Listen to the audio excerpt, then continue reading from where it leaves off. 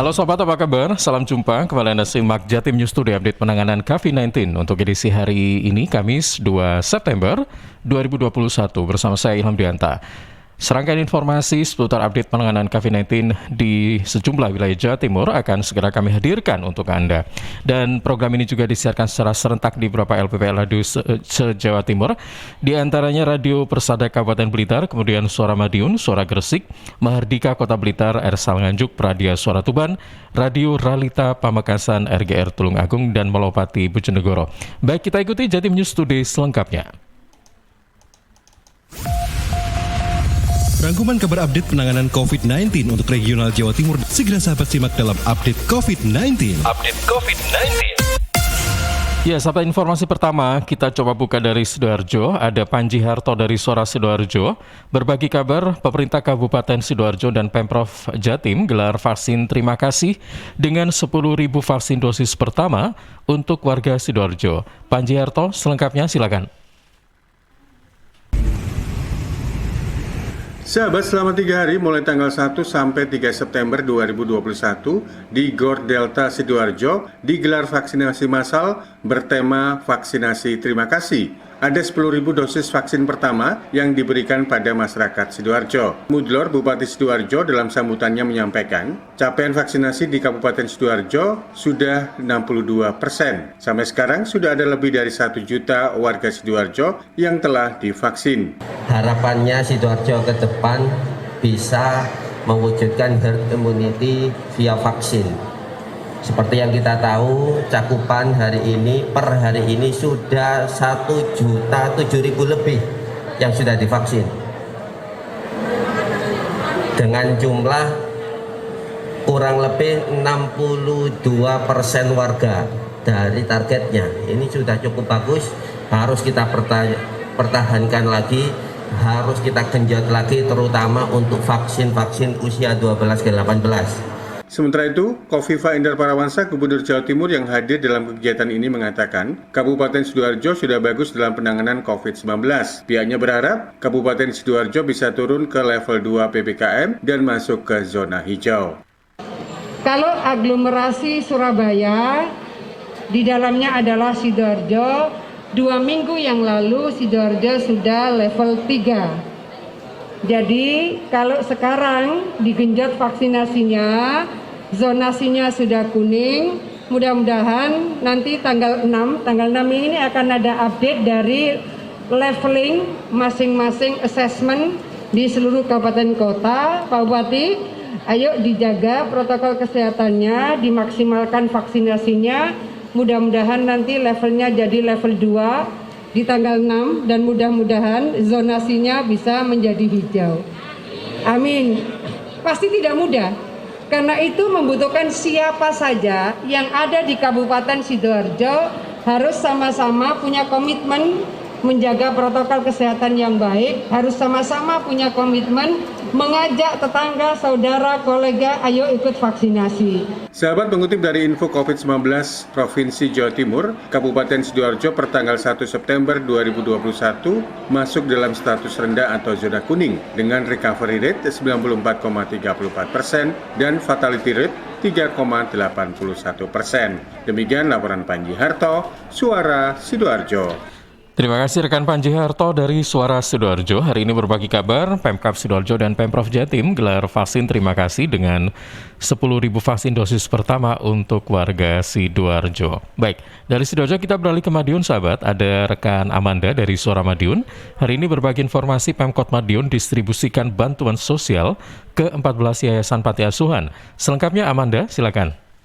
Pemerintah Kota Madiun terus berkomitmen untuk mensejahterakan seluruh lapisan masyarakat. Wali Kota Madiun Maidi membagikan bantuan sosial non-pemerintah kepada 14 pondok atau yayasan panti asuhan yang ada di Kota Pendekar. Total bantuan mencapai 1,2 miliar rupiah. Bantuan tersebut diwujudkan dengan uang tunai yang nantinya oleh masing-masing pondok akan dibelanjakan untuk memenuhi kebutuhan sehari-hari para anak yatim piatu di tempat tersebut.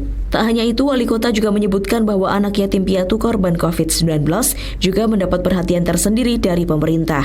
Terdapat beasiswa yang sudah disiapkan Pemkot untuk membantu mereka agar tidak putus sekolah. Anak yatim yang ada di Kota Madiun itu ada 14 tempat di pondok itu jumlahnya ada 535. Semua kebutuhan makan setiap hari itu kita cukupi. Jadi dari 535 itu kita bantu 1,254 miliar. Jadi 1 miliar sekian. Sehingga kehidupan kebutuhan sehari-hari ini kita cukupi semua. Dan nanti ini akan tambah dari yang korban COVID. Ini non korban COVID. Nanti kalau ada yang korban COVID masuk, ya ini kita tambah. Dalam arti korban COVID itu keluarganya, Pak, bapak ibunya gitu ya? Iya, jadi yang orang tuanya korban COVID itu ada 166. Itu nanti akan kita programkan lagi di luar ini. Jadi di luar 535. Amanda, Suara Madiun. Terima kasih rekan Amanda dari Suara Madiun. Hari ini berbagi kabar, Pemkot Madiun distribusikan bantuan sosial ke 14 yayasan panti asuhan. Baik, kita beralih ke Gresik, sahabat. Ada rekan Kevin Chandra dari Suara Gresik. Hari ini berbagi kabar Kapolda Jatim tinjau langsung vaksinasi COVID-19 di lingkungan sekolah. Selengkapnya Kevin Chandra, silakan.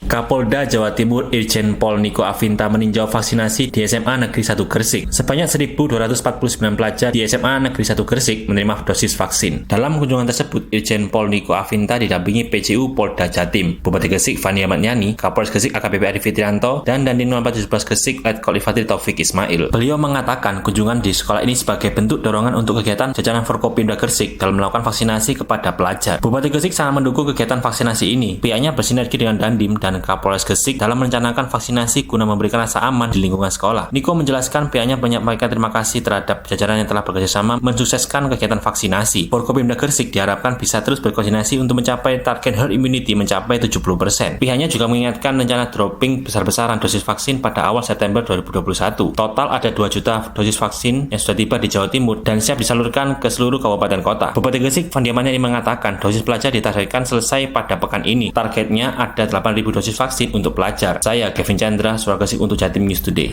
Terima kasih rekan Kevin Chandra dari Suara Gresik. Hari ini berbagi kabar Kapolda Jatim tinjau langsung vaksinasi COVID-19 di lingkungan sekolah.